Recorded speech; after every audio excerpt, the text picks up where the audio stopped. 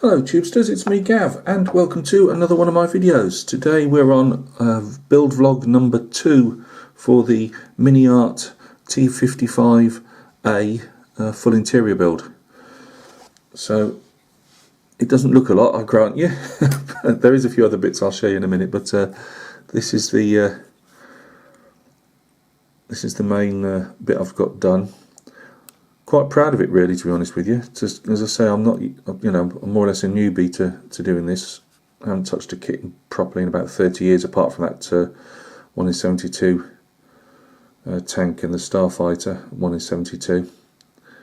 But no, I'm really enjoying this. You can see the ammo boxes, they were one piece. I've done a bit of, put a bit of chipping on them and things just to show a bit of wear and tear on them, and a bit of enamel wash in the recesses. The seat, that's a little operation in itself. It's obviously a number of parts plus some photo etch, and yeah, that was quite a. It's weird when you. I don't know what it is like for experienced modelers, but for someone like myself, it doesn't seem much, sticking, half a dozen parts of a seat together, but it's really therapeutic when you actually get it to do what it's supposed to look like in the, in the instructions. Again, I've done bits of, let's see if we can see a bit closer. I've done bits of chipping and the odd bit of rust flaking. This gear selector here, that's the bit of photo etch I showed before, I believe, but that all sits nice and snug. I found these pulley levers, I can see a tiny bit there, I can't clean that off any better. I don't know how I do it. I've tried gently cleaning bits off like this, and these were on the verge of snapping, but they didn't. But I've had to leave tiny little bits on, which was a bit annoying, really. But unless I'm going to go to the not so much expense, but the time of building up with wire, I don't really think I could do much better than that. And I just thought, no, I'm not going to go down. Let's start stripping, the kit parts out for my own scratch building. Not at this stage in my building career. It's a bit much to ask. So that's my driver's compartment. I've not done a great job with this panel here. I'm going to put some clear on this over the next couple of days into these dials and make the dials look a lot better than they do. But I've done a few chips and bits and pieces, but I want to make that look better. I know I'm not going to see any of this once it's buttoned up, but even still, I'd like it to, I know it's been done.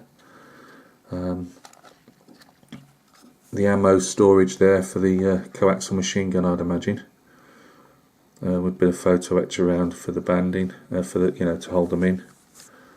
Again, I've done bits of scratch. Isn't it great? You do close-ups, and it's got a nice big blob of blue paint there, so that's going to be painted over. All these little bits. Again, trying to actually clean those off to get once you've got them off the sprues, and so I think that's a bit there rather than a bit of the moulding. I'm not sure, but they do snap really easy. So again, you want to do the best you can do, but at the same time, you don't want to continuously be breaking bits of kit. And again, I put some wear around the handles there.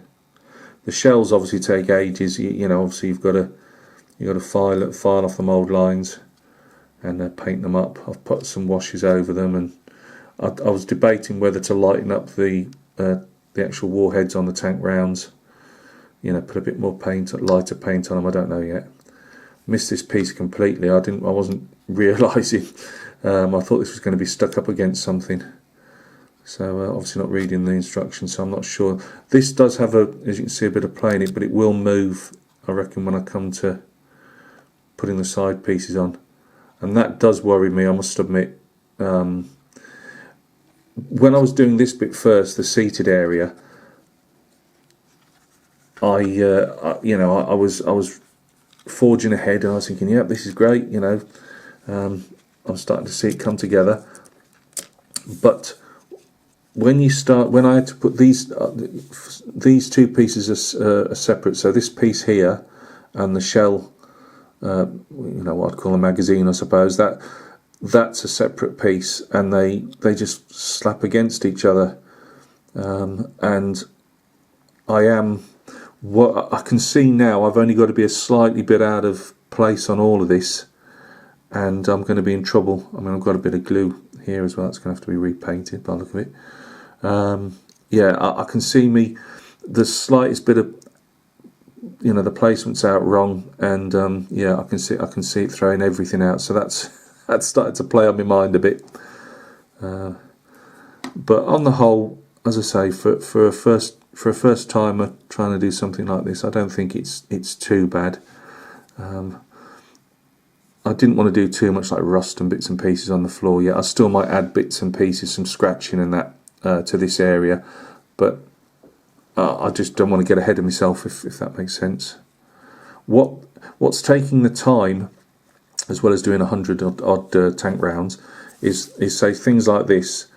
Now I've stuck this on without priming it because I thought, well, I'll put a piece of card and I'll primer that in situ. But some of it I'm hand priming and hand painting, and others I'm spraying. I'm just hopeless with the airbrush at the moment. It's causing me no end of problems.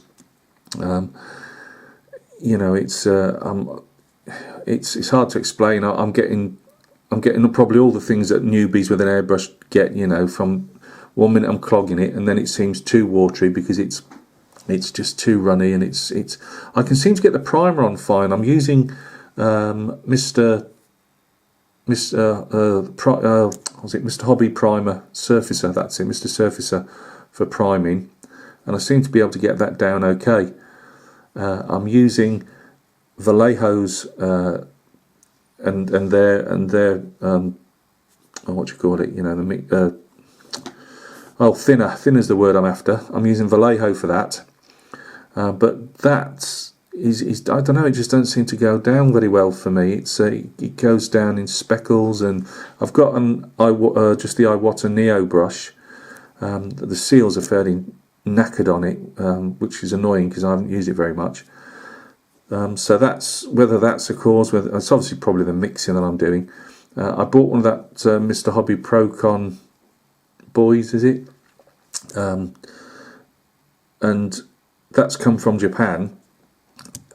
No, didn't think about it. It doesn't fit I've got the Iwata Studio compressor, so now I've got to find some type of adapter to go on, because that's got a 2mm nozzle, and my Iwata's got a 5, and I wanted the 2mm because I'd like to also get maybe another £30 odd cheap airbrush for doing metallics.